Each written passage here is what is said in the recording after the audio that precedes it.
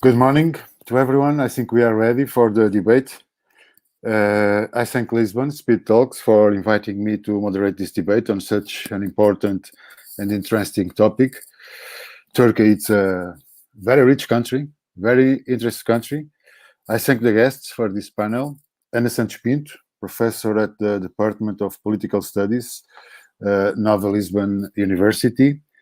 Eduardo Soler, Senior Research Fellow at the Barcelona Center for International Affairs, and Sinan Ulgan, Chairman of the Center for Economics and Foreign Policy Studies in Istanbul. Believe me, that is a pleasure to be able to lunch close to hear your opinions and arguments. Finally, I hope that those who will stay with us for an hour and a half will be able to enjoy our conversation and ask the questions they understand through the available dialogue of text, the chat. Professor Ana Santos Pinto, we can start with you, maybe. A long time ago, Turkey had a foreign policy known as zero problems. This policy no longer exists. There was an intention to join the European Union. Turkey is part of NATO, but maintains a very close relationship with Moscow. It is possible to clearly identify what the main objectives of Turkey's foreign policy are at the moment. Good morning, everyone. It's a pleasure to be here at Lisbon Talks with two so respectful colleagues and experts on these topics. It's an honor to me, and thank to the Lisbon Club for inviting me to this talk. I think that you start with the very important point, that is the zero problems neighborhood that Turkey has in the beginning, the strategic or this priority in the beginning of the 21st century. But the truth is that many things changed after 2002 and the election of President Erdogan and his regime. And I think to directly answer to your question, I think that from the zero problem that do not depend exclusively on Turkey, because what happened in the neighborhood, of course, that it affects Turkey. There are several factors change that make that the priority today of Turkey is to reaffirm its power as a regional power with a more assertive political and military power, and that we have seen in the last 20 years, that I think that result for three main factors. The first one, it's from internal dynamics, changes on the concept of the regime, more nationalistic, in a different narrative on Turkey's and Ottoman history heritage. I think very important, the declining of the economic growth, because it affects the external investments, it affects the relationship with different actors.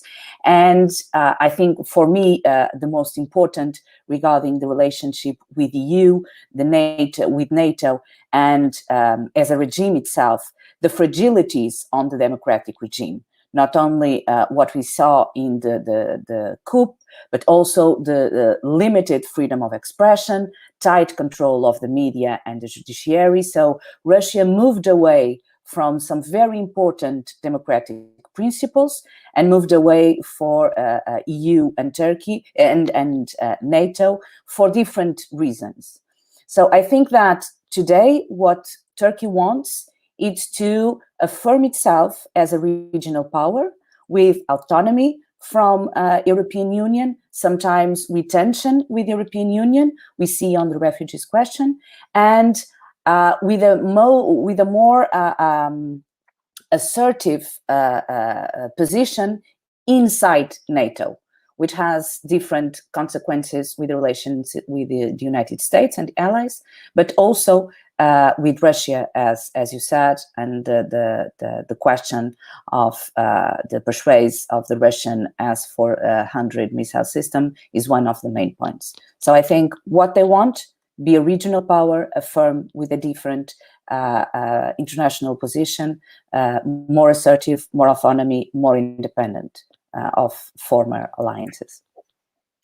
Thank you, Professor Eduard Soler. In the recent times, one of the issues that has caused the most concern is the conflict between Turkey and Greece.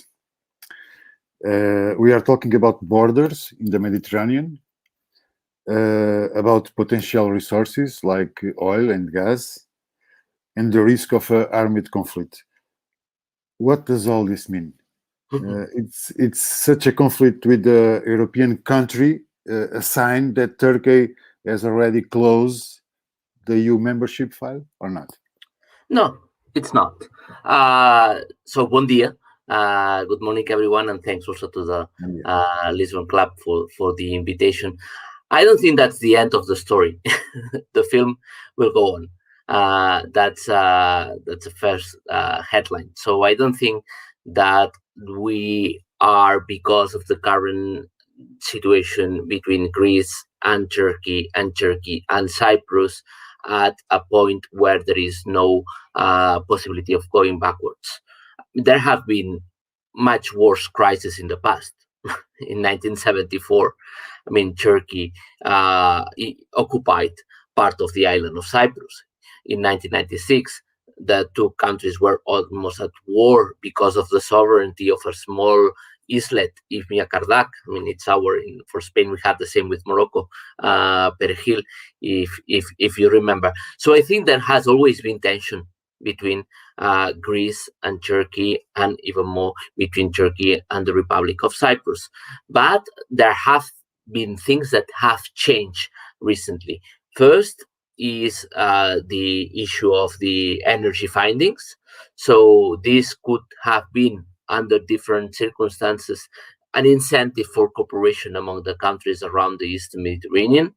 But we could say that it has increased perhaps the temptation to go along in different countries around the region, and a negative sum game, meaning that I prefer to lose if my neighbor or my rival is going to lose even more than I do.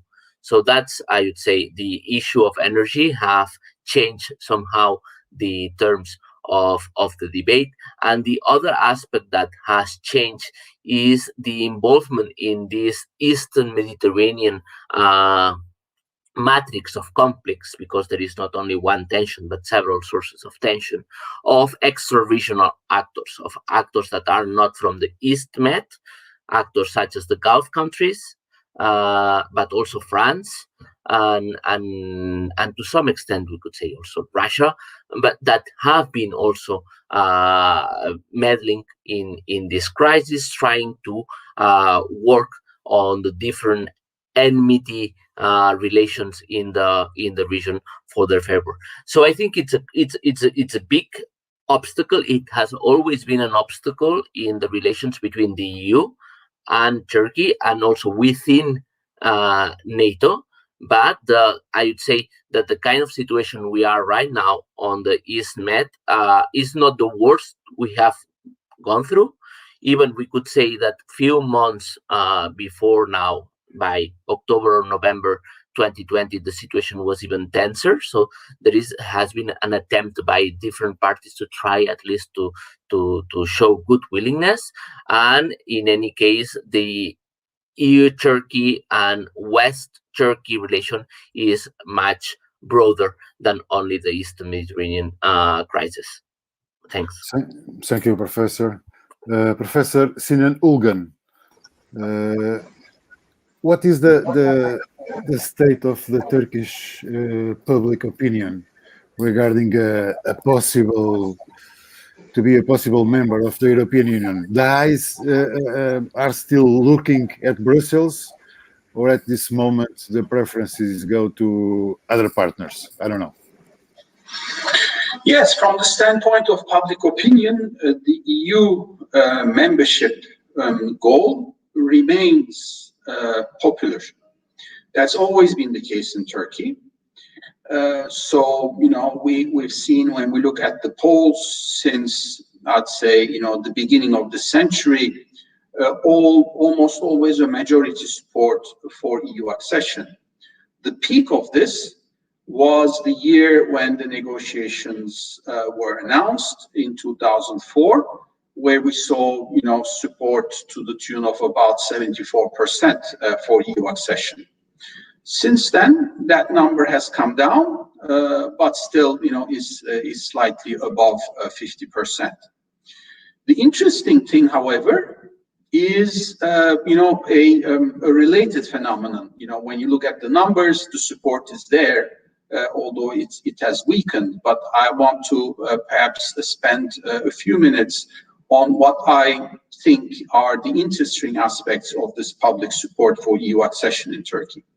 The first interesting aspect is that when you ask the Turkish people whether they believe Turkey will become an EU member, the response is around 20%. And that's the first paradox, if you want. We have almost, more than 50-60% supporting EU accession, but only 20% believing that it will ever happen. And and this is perhaps the exact opposite of what we see in some European countries, where support for Turkey's EU accession is very low, between 20 and 30%. But then, the same people somehow believe that Turkey will become an EU member to the tune of 60-70%. So this, the paradox is still quite clear in terms of the difference between support for EU accession and the credibility, belief of that accession process. So that's one, I think, interesting aspect of public support that I wanted to mention. The second interesting aspect is that when we start to disaggregate this support, especially in political terms, we witness a rather remarkable shift in terms of who supports EU accession. At the beginning of the decade, what we saw is a vast improvement in the support for EU accession within the electorate of the ruling AK Party. Now, AK Party, is known to have to trace its roots to parties that have had links with political Islam. And normally, this electorate is, quite lukewarm in terms of its outlook on EU accession. But what happened was that with the strong espousal of the EU agenda by the AK Party leadership, primarily by Recep Tayyip Erdogan himself, we saw the support for EU accession increasing within this electorate, which traditionally has not been very fond, let's say, of EU accession. So, namely, the Islamists, the socially conservatives, and so on. Now, over the years, and this is how we ended up with the number that I mentioned, which was 74% in 2004, the highest ever number reached. Since then, and since the beginning of this last decade, so the early 2010s, an interesting shift has been happening, behind these numbers. As the government has become, less committed to the EU process, support for EU accession within the electorate of the ruling AK Party, and obviously its domestic ally, the nationalist MHP, is dropping. So today that support within that group is now around 30%. So it has dropped significantly from the 50%. In return, support for EU accession within the electorate of the Turkish opposition has increased considerably, reaching almost 70%. And therefore, this averages at a bit above 50%. And this is the interesting dynamic, because whereas the opposition electorate look at beforehand looked at this as a project that was more closely aligned with the agenda of the ruling up party. Today, their support for EU membership is more closely linked to the understanding that the EU process would not only help Turkey economically, which was always an argument in the past, but also would help Turkey to redress its shortcomings in the area of the rule of law, democracy, human rights, and fundamental freedoms. And this is something relatively new, because this is what propelled and fueled the EU support within the opposition camp, reaching very high figures today. So that's basically what the if you want, the nexus between public support for EU accession and its political environment is in Turkey today. Sinan, do you think the figures you are talking about, it's more related with internal dynamics, or the way like the EU deal with Turkey? Both, because first of all, when you look at the bottom figure, namely, the 74% in 2004, that now has moved to, still majority, but in the low 50%.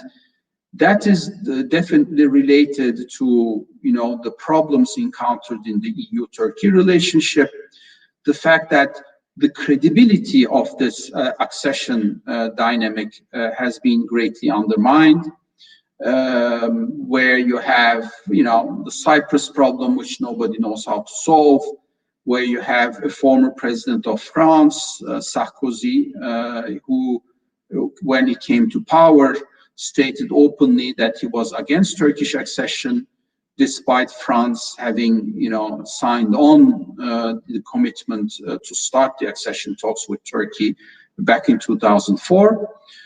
So for all of those reasons, there's the support for EU accession has been undermined in Turkey. But at the same time, there are also domestic factors, as I've tried to, highlight. When you have a government that is,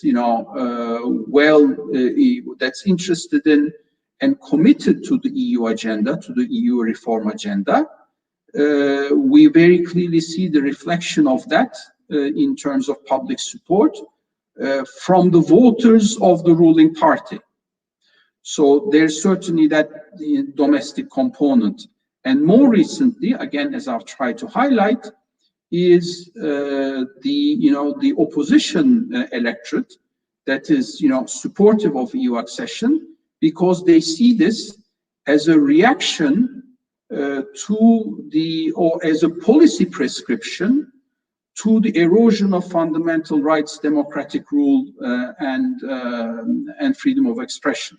So I think, to answer your question, it was perhaps a long answer, but to answer your question more briefly, both. Thank you, Sinan. Edward, we have a different Turkey, like Sinan and Anna said before. Do you think that the European Union knows exactly how to deal with Turkey? No. In December, let me say just one more question. In December, when sanctions were expected because of the conflict with Greece, sanctions did not come. Did the European Council not have the courage for sanctions, or he don't want? No, the thing, I said no because there are many European policies towards Turkey. It's not only one. And you have the ones from the EU institutions, and this is one aspect. But then when you go to decisions such as those of sanctions, it comes down to the level of member states. And here, not all member states see the issue of Turkey eye to eye. First, it doesn't matter equally to all of them. And that's a very important point. It's not the same to be neighbor and to be neighbor with, let's say, functional relations like Bulgaria, a country which I guess, should sanctions be put on the table again, may think it twice before pushing for sanctions because it harms Bulgaria. Or Greece and Cyprus, who see, unlike Bulgaria, for instance, Turkey as a regional rival or as a country with whom they have still territorial and national conflicts. And for some political segments in those countries, it could be an existential threat. So even among the neighbors itself, there are very different views about what Turkey means. But also in the EU, it's not the same to be a country such as Germany with at least 3 million citizens who are either Turks or German of Turkish background, that countries that have very few Turks, like my own, like Spain, or I guess like Portugal as well. It's not the same to be a country where the issue of Turkey is very much part of the political debate, like France, where the moment the elections come closer, you know that there will always be the temptation to use Turkey as a scapegoat or to fight even within a political party to try to discredit your political rival, as in other countries where Turkey is just a foreign policy matter and never comes down into the domestic agenda. So that's why I think that in this moment there are very different views, very divergent views within the EU about what to do with Turkey. It has also to do with political calculations, but also to different understandings of interests, of ideas, and also of values. And I think that somehow those that were proposing a harsher policy towards Turkey, and this is mainly France, to some extent also Cyprus, Austria, and others, perhaps then realized in December last year that their view is not the view that it's equally shared by everyone else. And that for many, I would say, there is still a fear of Turkey becoming a rival, and that this is not affordable in the kind of situation we are right now, and that they prefer to keep Turkey as a complicated neighbor and a difficult partner, because they know that also if stricter measures are to be put on the table, also Turkey may have, on the one hand, it may have capacities to retaliate, and on the other, do we know that we will be cohesive enough as a bloc to respond also to what Turkey may do? And then there is also this thing. I mean, there are already so many crises to deal with that perhaps may not be the right moment to add a new one on the table. We know, and that's what I'd say, I think we know as Europeans, or there may be an agreement on what we don't want with Turkey. What it is less, or it is more difficult at this stage, is to know what we want, which kind of relation we want with Turkey, because here again there are very, very different opinions. And this is why in such a situation where the solution to buy time and to say, hey, we will decide in the next European Council, let's see how things improve. If Biden makes a difference, if Erdogan's now more, let's say, constructive stance delivers, I think that's why that ends up as being the minimum common denominator. But this is because we have so divergent opinions on which kind of relations do we want to establish with Turkey, and whether we are able to face a consistent rivalry with this country in a moment in which, let's say, the relations with all of the other European actors other than the EU, so this is Russia, Turkey, the UK, they are not at the best moment, and also in a situation in which the two neighborhoods are quite unstable. So I think people tend to think it twice before entering full-fledged conflict with Turkey. Mm-hmm. Edward, I remember Erdogan say a few months ago, Macron is a problem. We have a first question from our audience. Mhm. It's about the law to reform the Islam in France. Do you think it's another problem to solve the relationship with Turkey? Yeah, it's a big problem, I would say. The moment in which not Macron himself, but what it is a problem for EU-Turkey relations is the moment in which Turkey becomes part of the domestic political agenda of a certain country. Because then it's much easier for tensions to spiral, to be also politically utilized when elections are coming, or even worse, to think that this country, in this case Turkey, in other cases it could be Russia, could also be maneuvering to influence domestic politics. So indeed, the fact of this emotionally loaded relation, the fact that people tend to have a position on Turkey based on issues such as whether there should be halal meals in the kindergarten. We are discussing about something else, but then obviously, and particularly when elections come closer, and France will go to elections in 2022, that's something that may have an effect. But you were referring to Macron and what Erdogan said to Macron. Macron also said that one of the difficult things of being president of France is that he had to talk every 10 days with Erdogan. So there has been a lot of nasty messages circulating between the two leaders. I think there may be something genuine here about them not going well, or not having been able to build a good relationship. But certainly, I would say this is an issue. This is a factor.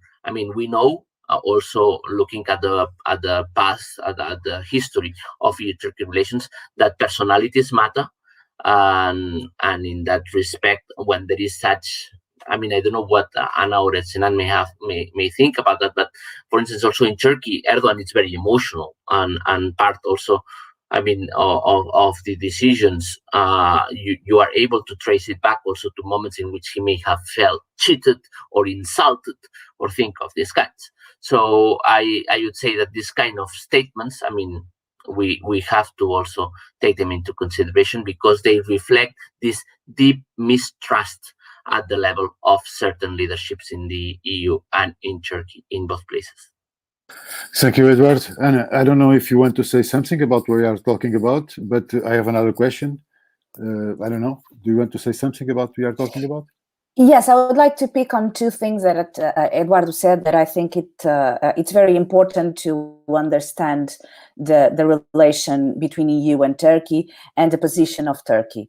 The last thing, it's regarding the personalities, as Eduardo said, and the emotionality, that I think it's central to understand this kind of one-man rule system. And I think, for example, in the relation with Russia, the fact that in the moment of the alleged coup d'etat that took place, and the reactions, the international reactions, the way the EU and the United States reacted, etc., and the way that Erdogan saw himself in that context, could explain some of the confrontational statements that were made after that. And I think to explain some decisions, of course, that we have the rational standing point, that we have information and decide on a balance between costs and gains. But as human beings and interacting with a certain society and how we see the others, I think Erdogan has a very personal way of regarding this, and that try to make a difference as a leader comparing with others. And I think this is very important to explaining how he deals, for example, in the case of Russia, when we have a development of sometimes on bilateral and regional levels. But from the other side, I think that not all and probably not the main interests are the same. Look at the Nagorno-Karabakh conflict, or even the relation between Turkey and Georgia. So it's more on what the leader understands should be the national priorities, and the way that previous reactions regarding him, the case of Macron, the case of Vladimir Putin, the case of Trump, and other leaders, could be more close or more different from the way he thinks a leader should be. The second thing that Eduardo said that I would like to highlight is the internal debate regarding Turkey. I think the problem is not only that we have different policies regarding Turkey and very important issues such as refugees and the visa-free debate that goes all the European space. It's exactly the main problem. I think we don't know what can we do with Turkey. We cannot agree on the instruments and the way that we don't have a plan. We cannot agree on the plan, what to do and how to deal with. Of course, that we have many crises to be worried, but there is something that I think is consensual. Turkey, it's a very important partner to European Union, both in regional context and always also in the case of NATO and more broad alliance. And this is a fragility from the European Union, is that we cannot agree on what to do. And in the case of as Eduardo said, when the political agenda, the internal political agenda, and it's not only the case of France, it's the case of Germany, that when the political agenda includes the relation with a closer neighbor, and the case of Turkey, of course, and that goes to electoral debates, and it goes to politicization of this topic, becomes more difficult to discuss in the level of ministers and head of states. So I think EU really is not knowing how to consensualize the minimum common denominator to and going in what I think it's the worst thing that an actor or an agent could do, that is reacting, always reacting and not taking a plan. Okay, you can say, yes, we signed an action plan with Turkey regarding refugees and the reallocation. Yes, but it's a very technical issue that we don't know how to, it's going to have the consequence, and it's a very minimum point in such broad agenda. And I think this is a huge problem for you, not only related to Turkey, but for example, regarding Russia as well. Thank you, Anna. I have another point for our debate. It's the refugees, a very important point. The United Nations reports more than 3 million of Syrian refugees in Turkey. It's figures from the Turkish government. It is an issue that Erdogan can use against the European Union. I remember, like what Gaddafi was threatening, or even Al-Sisi already remembered it in a more softly way. The European Union fears the refugee issue. It's a problem in the relationship with Turkey. If you allow me, yes, it is.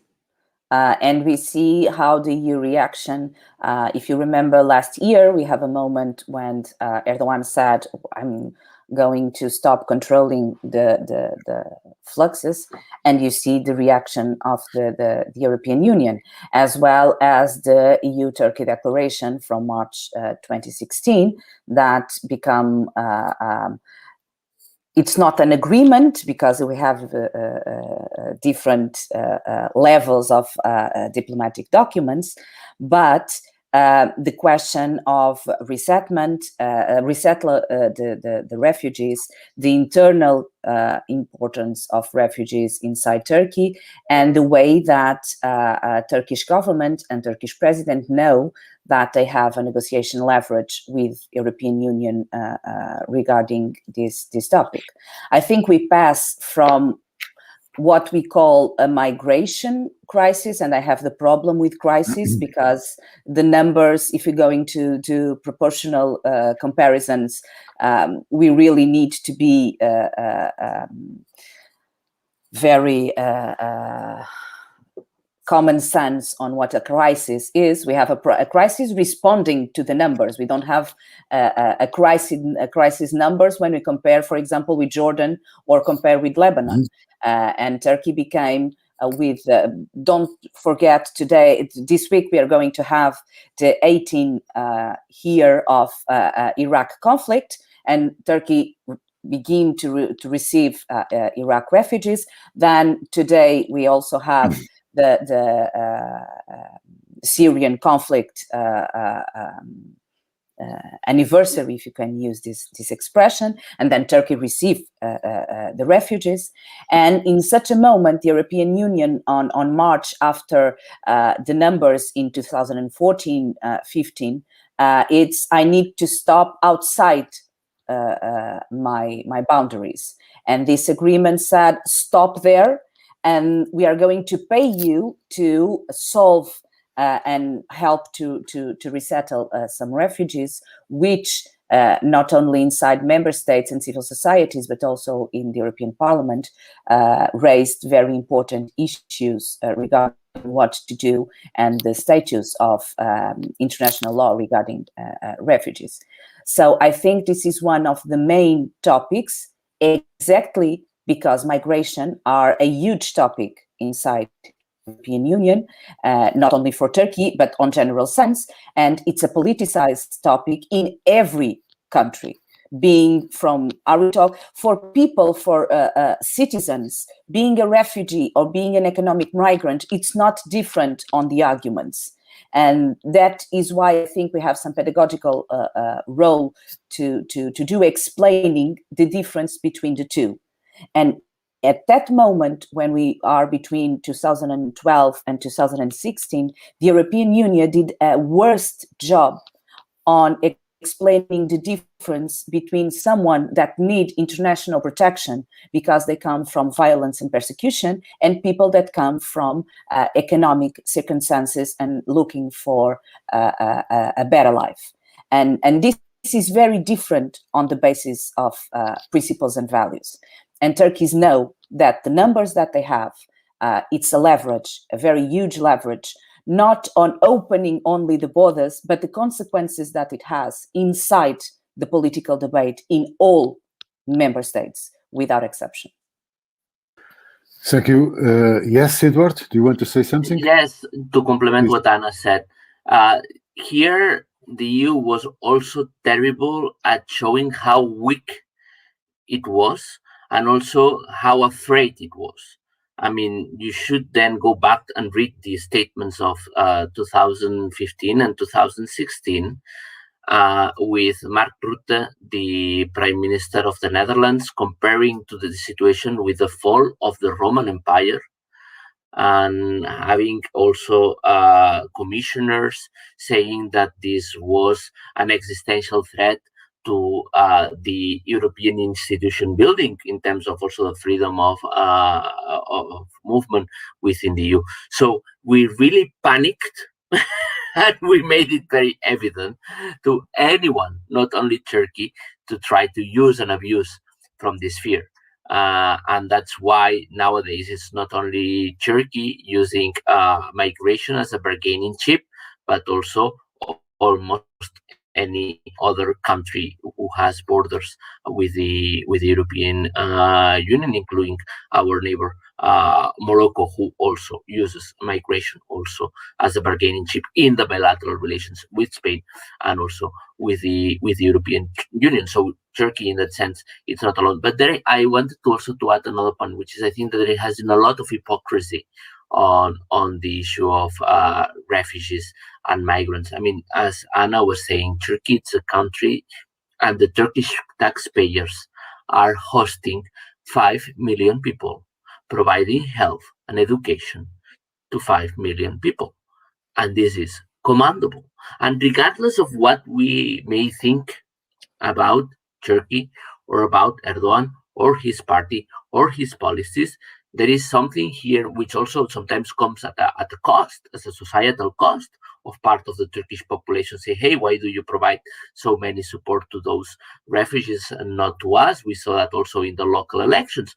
So this is something that I think needs to be taken into consideration before anything else. And then, yes, indeed, also part because of the EU's political failures, but Turkey and the government has been using and abusing also this element as a purely transactional matter, but also that's partly the EU failure that has put also the issue of migrations and mobility as part also of this great bargain.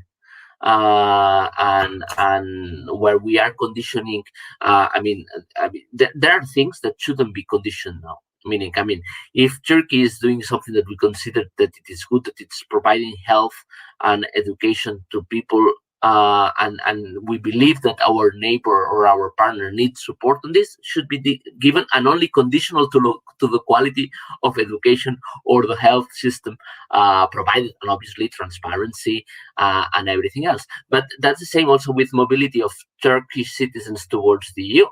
We are making this issue conditional to so many other political aspects. Is it good or bad for European and Turks to be moving freely, or at least facilitating movement between Turkey and the EU? And I think that this is also an element. And then the third aspect in terms of hypocrisy is that also because we wanted to be a little bit more resilient to a second or a third use of this migratory weapon by Erdogan, the conditions of the hosting of refugees in the Greek islands, the sealing of the Balkan route, that has been also been undeclared but put on the table, meaning that for many people, many Syrians or other nationalities that may be now in Turkey, the deterioration also of the conditions in the EU for those migrants, it has been also an element trying to reduce the risk also of the Turkish government using the migration as an element to put pressure. I really think that here we need to think more in terms of what it is right and what it is wrong, in terms of also the morality. We have put morality outside now. Morality and law should be more central into this discussion that it has been. And then probably that would be a first start to build a more sustainable relation, including on mobility between Turkey and the EU. Thank you, Eduard. Sinan, what do you think Erdogan will do with this very important issue, the refugees? It's better for Erdogan to keep the situation like that, or to solve the problem and go forward? Well, how are you going to solve this problem? Nobody knows. So I don't think Erdogan knows either, because on the one hand, there's a very important humanitarian dimension. Turkey is now host to almost 5 million Syrian refugees. Turkey is also bound by international law. So the option of forcibly asking these people to go to Europe is certainly not feasible. That's not something a civilized government can contemplate. Forcing these people to go back to Syria either, that's not something that would allow the Turkish government to do under international law. So the two options are really to continue with this, temporary, long-term temporary arrangement with the EU, where at least Turkey would get some, financial assistance to cover the cost of caring for this large refugee population. So in a way, accepting, which is the, the spirit of the March 2016 deal, of the EU subletting or offshoring its refugee policy to Turkey. That's what it amounts to. And if Europe, despite its high humanitarian ideals, is happy with this outcome, then that's a temporary arrangement that can be sustained, provided that that Turkey also gets the financial commitment that goes with it. But long term, of course, Turkey's the Syrian refugee issue is intricately linked to what happens in Syria, because obviously the long term solution would be for at least part of this population. As years go by, it is clear that we shouldn't expect that a large majority will go back, but at least if a sizable minority goes back to Syria, that would be ideal. So I think from the Turkish government's perspective, we are not there yet, but as a possibly as an independent analyst, that's something that I would want to underline. And incidentally, just today, Erdogan had an op-ed in Bloomberg Opinions saying exactly this, that there needs to be a closer Turkey-EU blueprint, roadmap on basically helping to solve the Syria problem in a way that would allow for the safe return of these refugees back to Syria. And I think this is one, constructive agenda that Turkey can have with Europe, because what we know is that until now, the EU as a whole has been a vastly ineffective actor in Syria compared to the countries that were willing to, put boots on the ground or, project force across the borders, whether that's Russia, Turkey or Iran, but the EU countries have done none of that, except perhaps a limited number of special forces to fight the Islamic State and not the Assad regime. So in that sense, perhaps in the future, the EU might get more leverage compared to today, because that's when we will start to talk in earnest about Syria's reconstruction. And therefore, the checkbook diplomacy, which had been, occasionally criticized, obviously, in the past, might make a return. And if we see indeed that checkbook diplomacy for the future of Syria, then the EU might have, a bigger role compared to past, because it stands to reason that it will be one of the, major funders of the Syrian reconstruction. That money will have to come from the international community, with the EU in the lead, with US contributions, possibly China, but I wouldn't expect a whole lot of Russian and Iranian contributions to that effort. So therefore, that sort of Syria reconstruction under the aegis of an international umbrella, where the EU is one of the heavy hitters, would indeed allow for a more productive, effective dialogue to reset the conditions in Syria that would allow the safe return of those refugees. This is where there is an absolute congruence of expectations and objectives between Turkey and the EU, and let's hope we can build on that. Thank you, Sinan. I have the war in Syria in my topics, but first I would like to introduce another question. It's like I don't know to say in English, but I think it's something like elephant in the room. It's the question of PKK in Turkey. I don't know, maybe a most important question in Turkey, the PKK. In addition to fighting the PKK and the Syrian Kurds, Erdogan has no hesitation in pursuing the Kurds who are part of the regime as the HDP. Am I right? So everything that moves on the Kurdish side, the accusation is terrorism. So the point is, the Kurdish party in Turkey, if I am right, had more than 6 million votes in the last elections. How do you see the relation between Erdogan and the Kurdish people inside Turkey? I put this question because sometimes I think we are looking for a kind of collective punishment. I don't know if you agree with me or if you have another way to look at the problem. Sinan. Well, I think it's not a simple problem that has simple answers, in the sense that, for instance, the second largest party that receives Kurdish votes from, in the national elections is AK Party, Erdogan's party. So after the HDP, which is the pro-Kurdish party that has reached 6 million votes, AK Party has the largest number of Kurdish votes. Until very recently, they were the only two parties that were effectively represented in Turkey's southeast, which is a predominantly Kurdish region.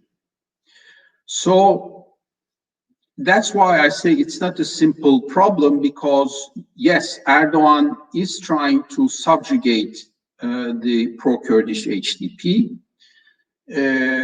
because with the support of the HDP, the opposition now has more support nationally than the ruling coalition, the ruling alliance. So politically, it is strategically imperative to break this, from Erdogan's perspective, to break this tacit alliance within the opposition, between the HDP and the remaining, parties in the opposition, the main opposition, CHP, and the center-right E party. It is the fact that there is such a opposition out there, an alliance that basically led to the largest electoral disaster of AK Party and Erdogan, which has been the 2019 local elections, where AK Party lost Istanbul, they lost Ankara, they lost the Mediterranean, Adana, Antalya, Mersin. So they lost, basically 9 out of the 10 biggest metropolitan cities of Turkey. But this happened because there was a tacit alliance within the opposition that includes HDP. So this is the imperative from Erdogan's side. This is why there's so much pressure domestically on HDP.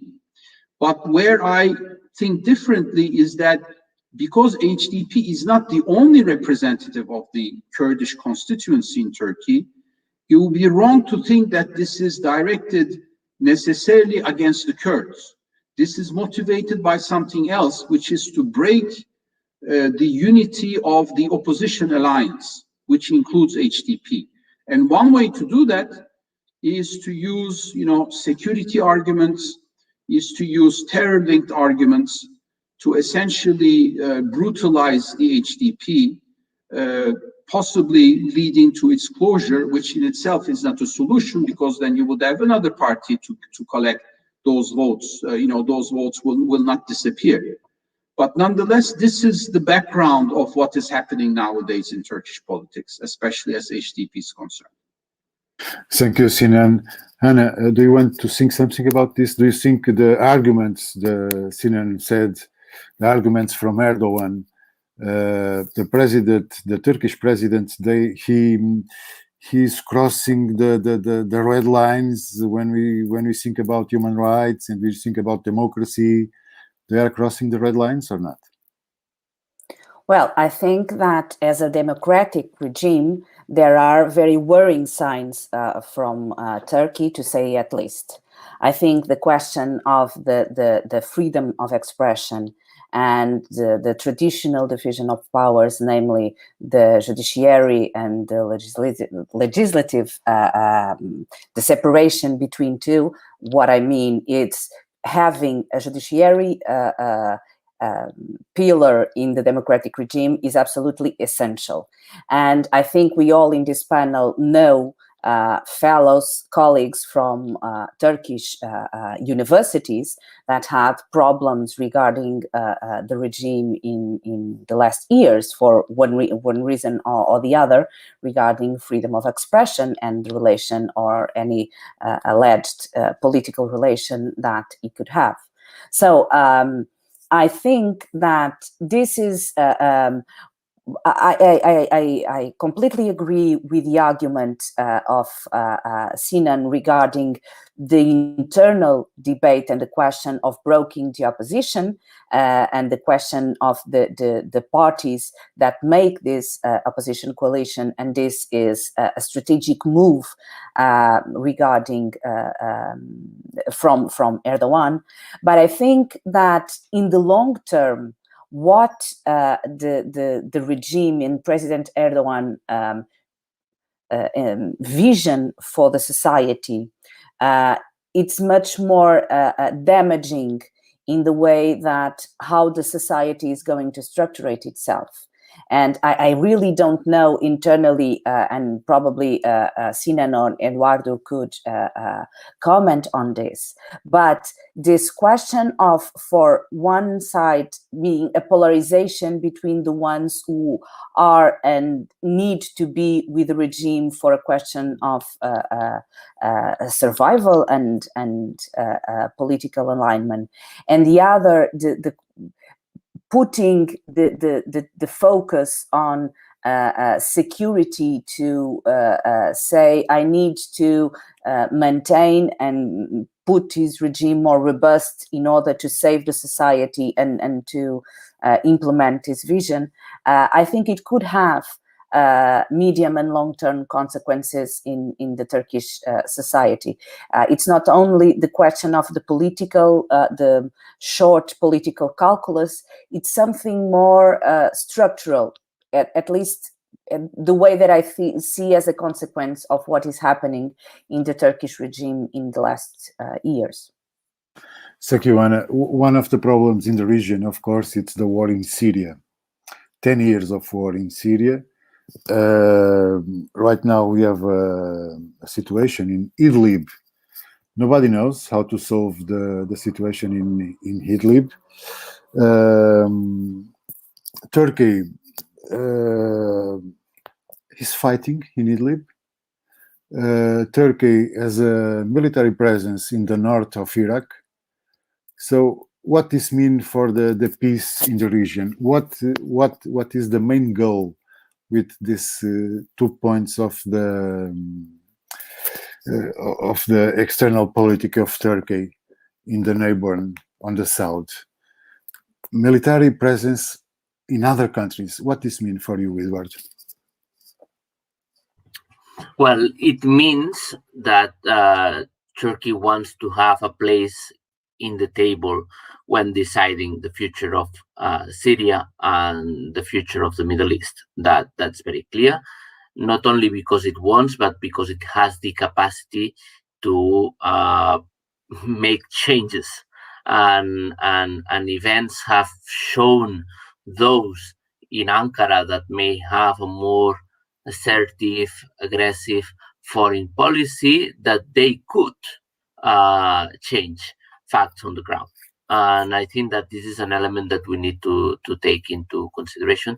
Second, also a Turkey that, when looking southwards, has felt little empathy and solidarity by the members of the NATO alliance, and in that sense has been tempted to look for fixers elsewhere. And I think that it's when we need to go to, think about how Turkey looked at the crisis in Syria in 2012, not now. And then there was a moment, I would put it in between 2015 2016, when Turkey realized that it had to work with Russia to protect the minimum national interests it wanted to preserve in Syria. Certainly, the Turkish foreign policy changed the goal, so it was no longer regime change, it was about protecting the borders. And then the third is that, as I think that Sinan was explaining, Syria for Turkey is not only a foreign policy strategic issue, it's an issue also of domestic politics, because we have the issue of migration, but because there is also the Kurdish dimension as a transnational aspect here.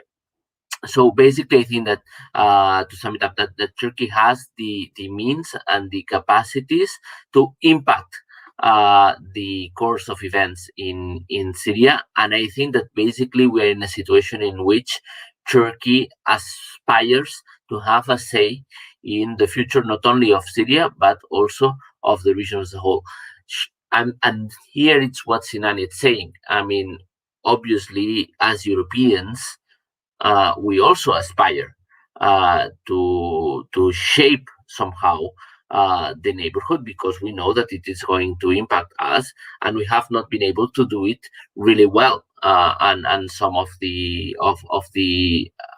moments where the Europeans have been active in the neighborhood in the last decade, I mean, not something to be praised or to be remembered, especially. Is it the opportunity to build a different kind of dialogue and cooperation with Turkey? Perhaps, but perhaps I'm less enthusiastic than Sinan, because I think also that within the EU we have very different approaches regarding Syria, for instance. And I think also that we cannot be the only ones in that respect. The problem is that some of the diplomatic operations that Turkey has been embarked on, like the Astana process on Syria, basically the purpose was also to expel the West and from this table where the future of Syria was to be decided. And we cannot do the same again, but replicate it differently. So it really needs to be I'd say a comprehensive effort where the different views of the actors that matter are taken into consideration. It cannot be diplomatic frameworks that aim at excluding someone, because we know that everyone, or at least those few actors, Russia, Iran, and others, have enough capacity to spoil it. So I think that we need the key players, regional or global powers, to be part of the solution. And certainly it will also mean the same thing. I mean, when we talk about Syrian factions, I mean, it has to be as inclusive as possible. And I know it's easier said than done, but I think that that the alternative, which means that to compete with different frameworks that exclude the other, has also not proved to be not a sustainable option. I mean, it has helped some of the countries to gain positions in a certain period of time, but I don't know to what extent this is sustainable. Thank you, Edward. Sinan, what do you think is the main enemy for Erdogan in Syria? Bashar al-Assad or the IPG? From 2011 to 2015, it was Assad. From 2015 until now, it's become YPG. Mm-hmm. And I think this is also how the near future will be shaped, because the regime change agenda, which Turkey espoused as of 2011, has disappeared.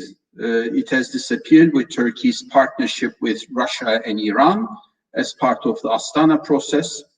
And therefore, today, there is no regime change agenda which would make the Assad regime be the target of the Turkish government. In return, the YPG, because of its links to the PKK, is a natural target. Now, and here, I think it's also not only itself a natural target because of its links, but also it's one of the most difficult and toxic components which has bedeviled the Turkey-US relationship. And even, I would argue, the relationship with some of the European countries, but mostly the US relationship, because of the US very clear support to the YPG, which was established as a tactical partnership to fight the Islamic State. But over time, this has evolved. And the fact that the US stands behind the YPG is the core motivation or the core justification for the very high degree of anti-Americanism in Turkey. That is something that the Turkish public opinion has very, is not able to understand why, a NATO ally of Turkey supports an entity which is an offshoot of the PKK, which is viewed as a terrorist entity both by Turkey and the United States and the EU.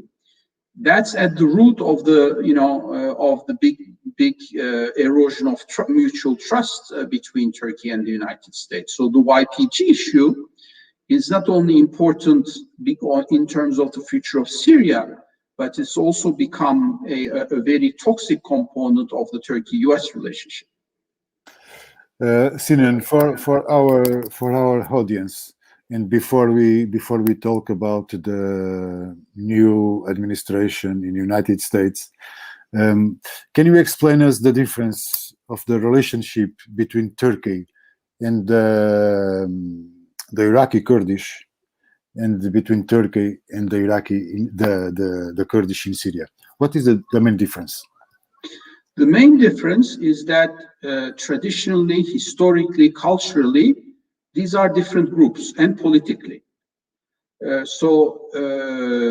Traditionally, the Iraqi Kurds have their own area of, of control, and they have been at odds with the PKK. So there's always been a political struggle, occasionally turned into armed struggle, between the Iraqi Kurds, primarily the Barzani and the KDP, and the PKK.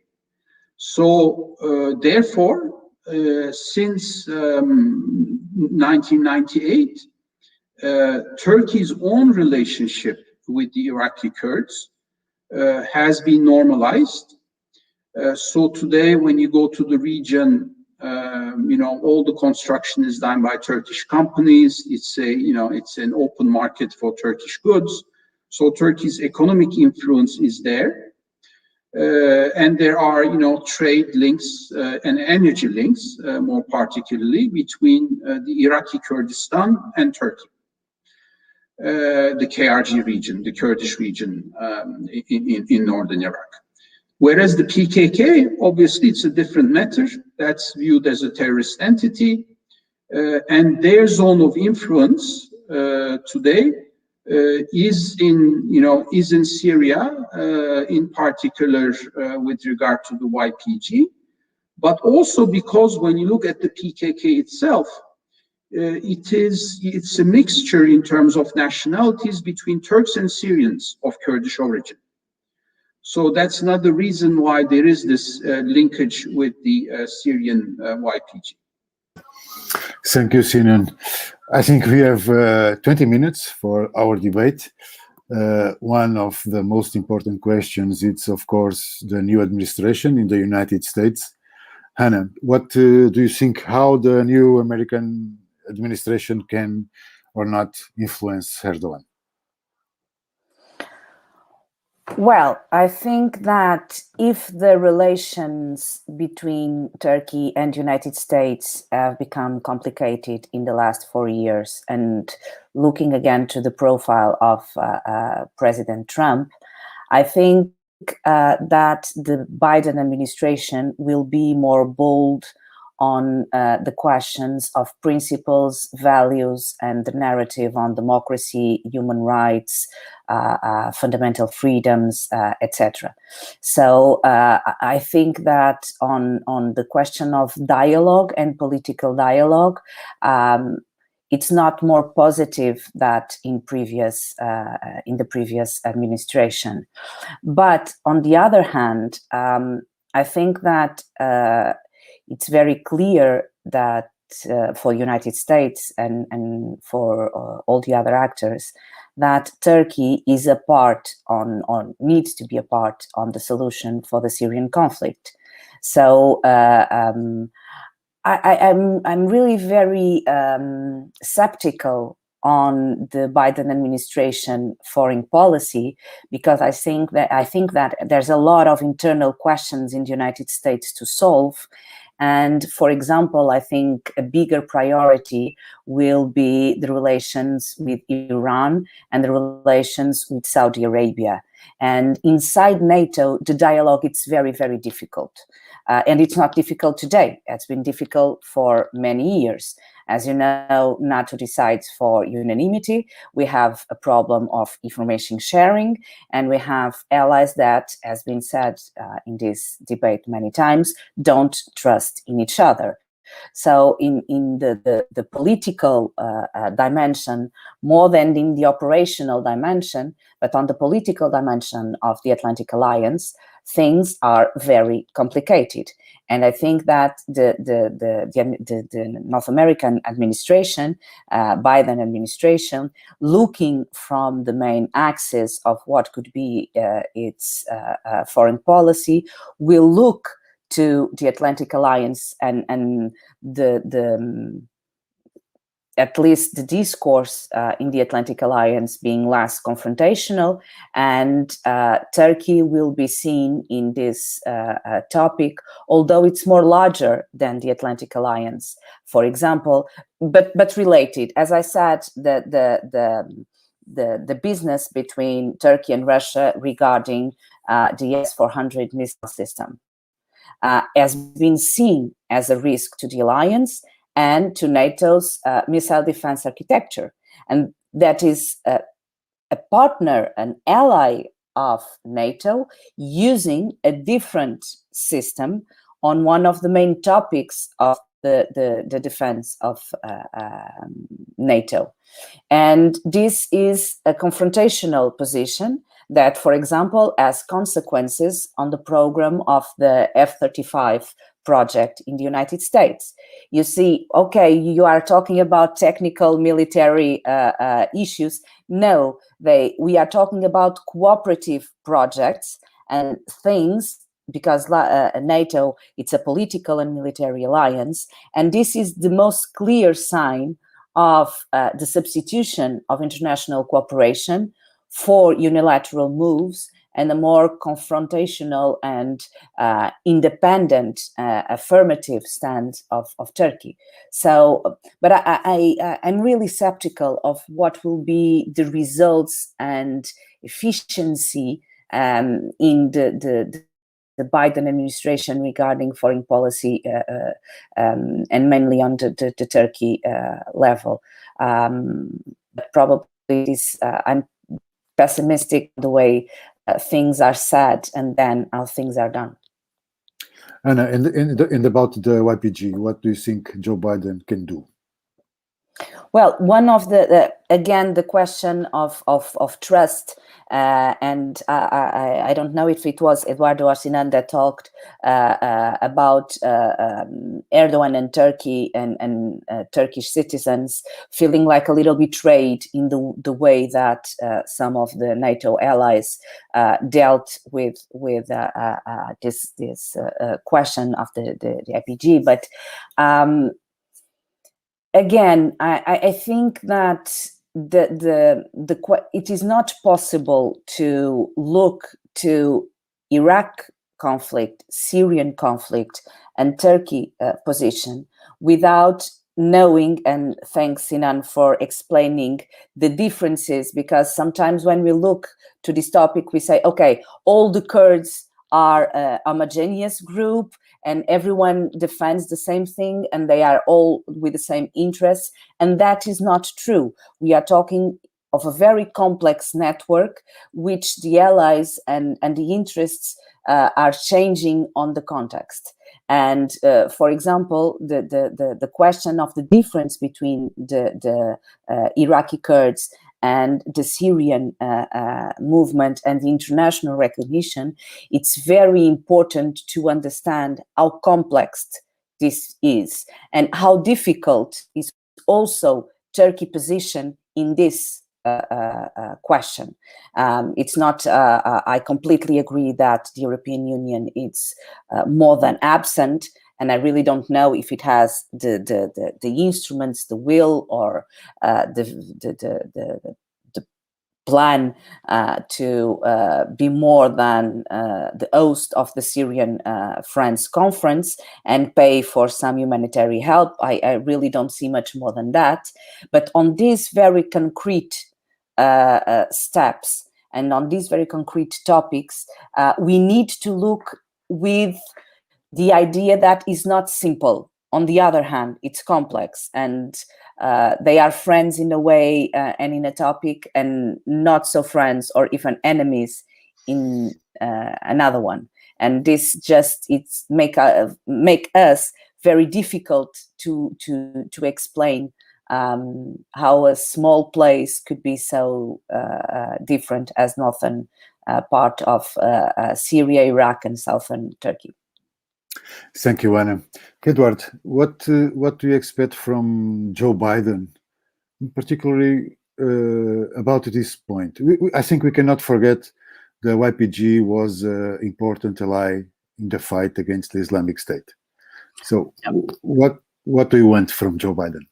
Well, the thing is that also not only Joe Biden, but also people in his administration, quite high up also, know well the file of Turkey, of the YPG, but also of the Eastern Mediterranean, the topic we mentioned at the beginning.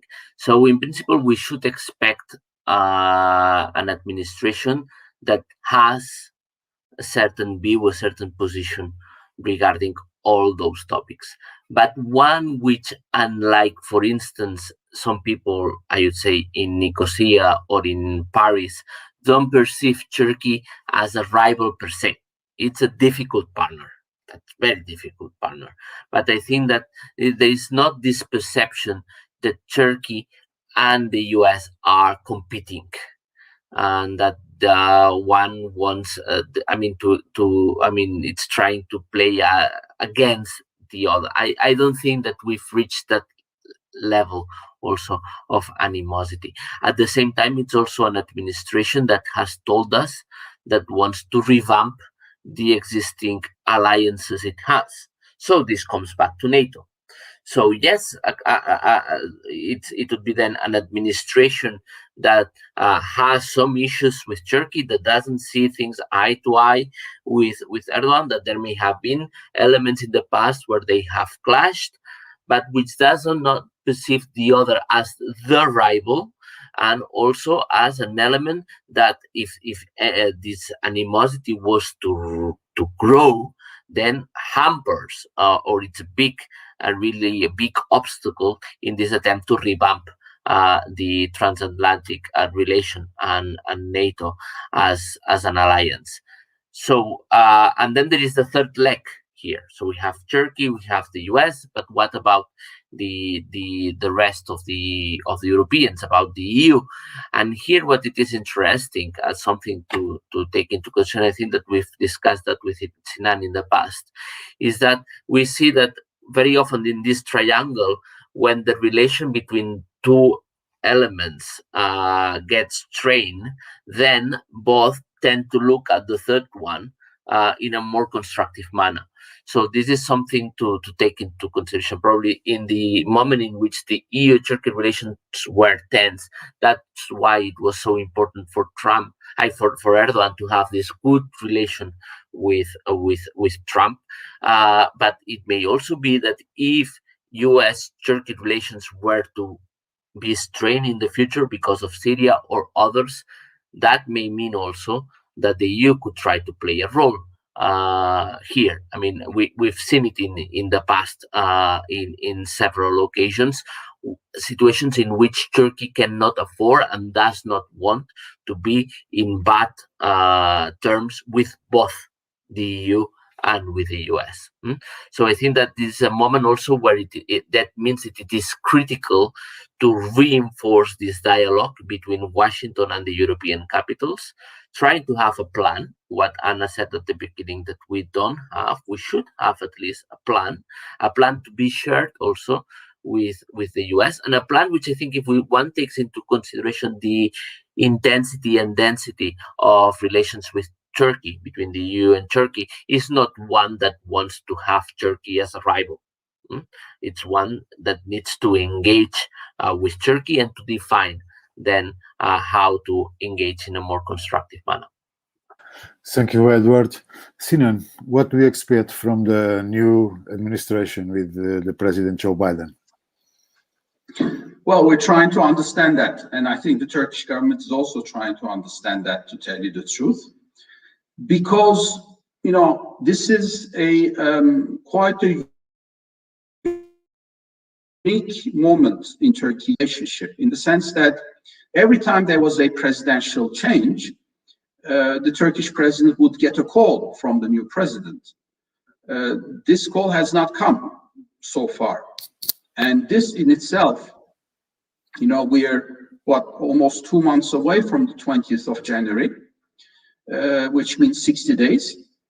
And this in itself is an indication of how brittle the relationship has become at the political level between, the new US administration and the Turkish government. There are a host of reasons for that. One of them, Ana Santos already referred to, which is the democracy agenda of the new US administration.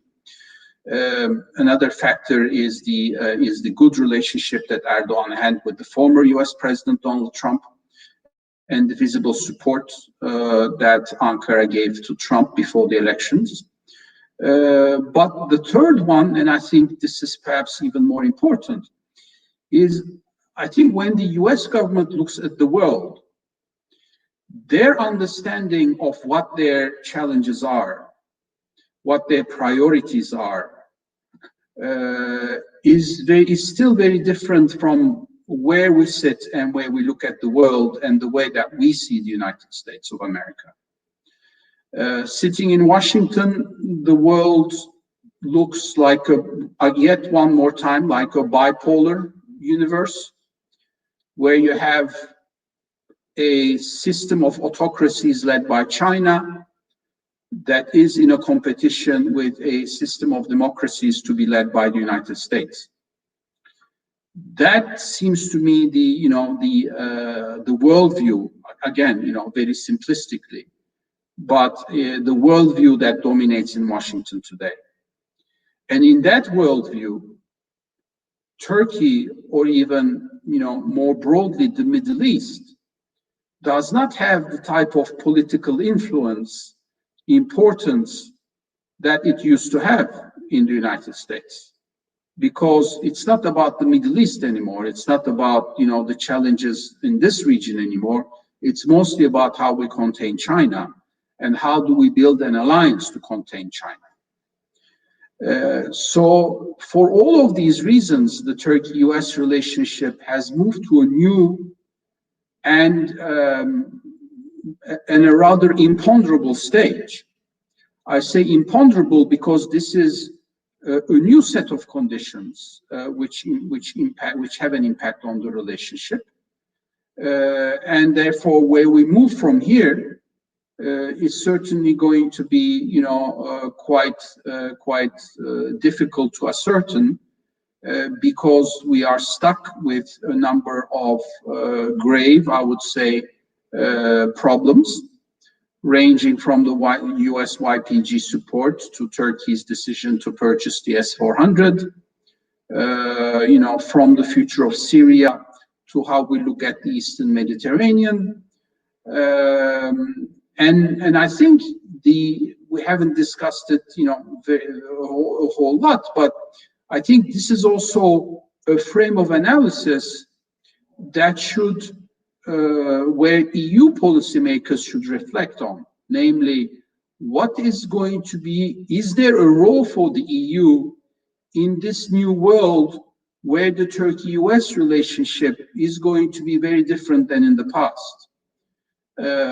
Probably more, more challenging and more acrimonious than in the past. So we know that there is a willingness on the EU side to act together with the new United States government administration. What does that mean for the Turkey policy? If the US hardens its stance on Turkey, does that mean that the EU will follow? Or perhaps, if the US hardens its policy on Turkey, does that mean that the EU will be a counterweight to the US and try to balance this relationship and therefore, act as Turkey's anchor in the West? These are some of the questions that I'm sure will need to be answered by the EU policymakers themselves in coming weeks and months. Thank you, Sinan. I think we have just 5 minutes. Sinan focused a lot of important questions for the European Union. I don't know if Edward or Anna want to say something about this relationship between European Union and Turkey regarding the relationship between Turkey and the United States. Well, I think that the question that Sinan raised on the what you will do in this new framework of relations between Turkey and the United States, it's for me one of the most important regarding what we are been talking here in the last hour.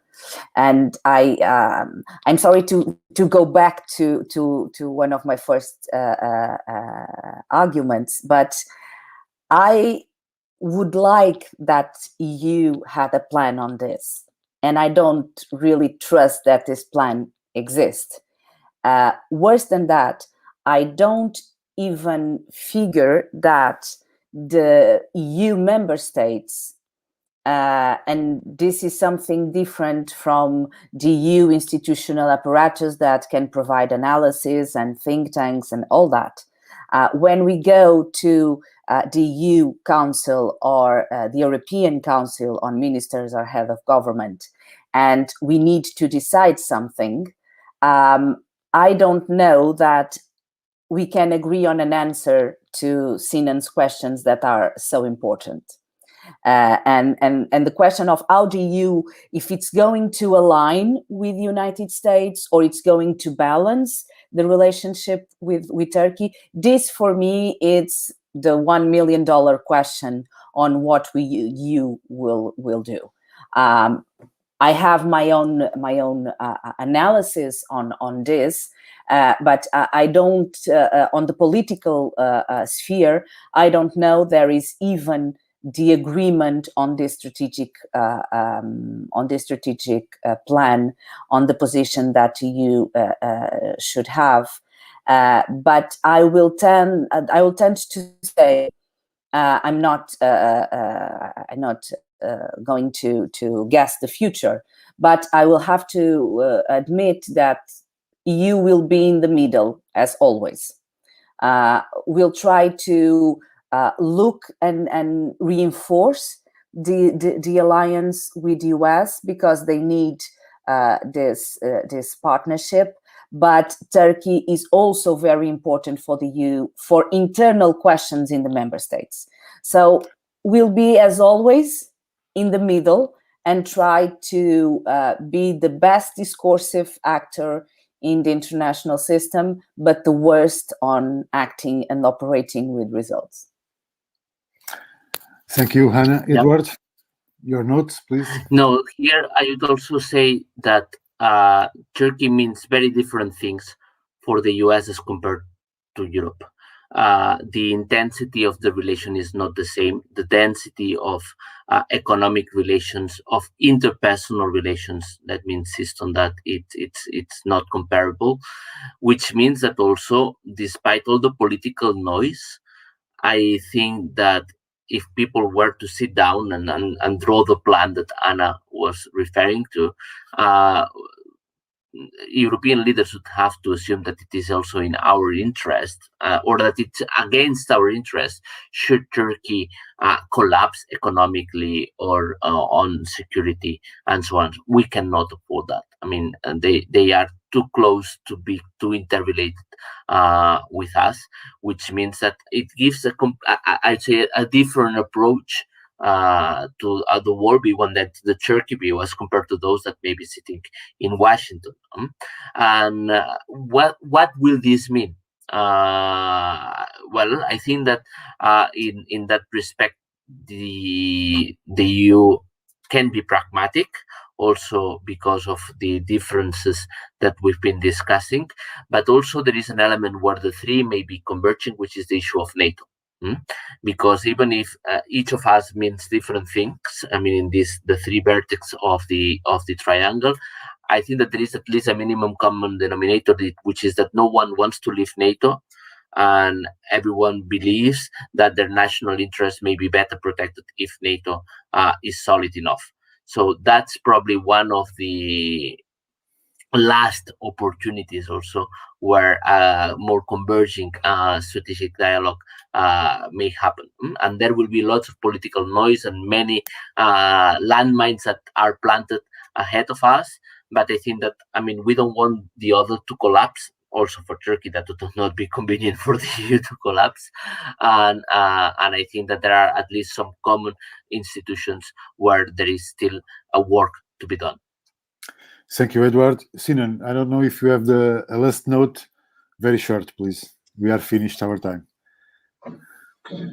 Yes, I think on the specific question of how the EU should position itself in the framework of the Turkey-US relationship, there needs to be just a few areas where the EU can make a positive contribution to the transatlantic relationship, which includes Turkey and the US. And given the scarcity of time, I will only refer to one. And that one relates to the air and missile defense system and the problem that's been generated by Turkey's purchase of the S-400. As Turkey and the US are negotiating to find a formula to that, perhaps an angle to that could be, a European participation and European contribution in the form of the, French-Italian consortium, Eurosam, which could offer an alternative to the S-400 and to the US Patriots, an alternative which would answer Turkey's needs of having joint production, technology transfer, and joint design, which is something that the parties have discussed. So overall, there can be these type of areas where EU involvement would actually dampen the acrimony and could provide, practical solutions to the problems faced bilaterally between Turkey and the US.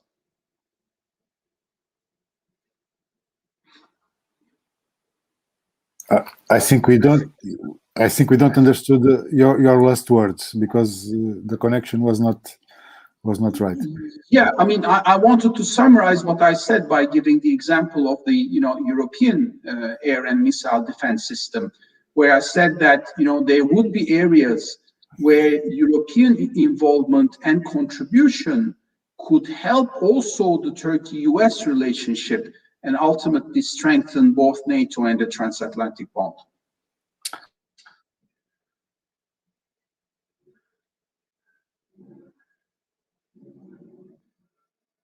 I'm sorry. Our time is finished. On behalf of Lisbon Speed Talks, I want to say thank you very much for our guests, Professors Ana Santos Pinto, Eduardo Soler, and Sinan Ulgen. I think we have a solid information from you. It's good for everybody. And I think Lisbon Speed Talks, I will say thank you for Lisbon Speed Talks for allowing me to be here in this conversation. Thank you very much for everybody, for all. Good morning and good week. Thank you. Obrigado. Obrigado.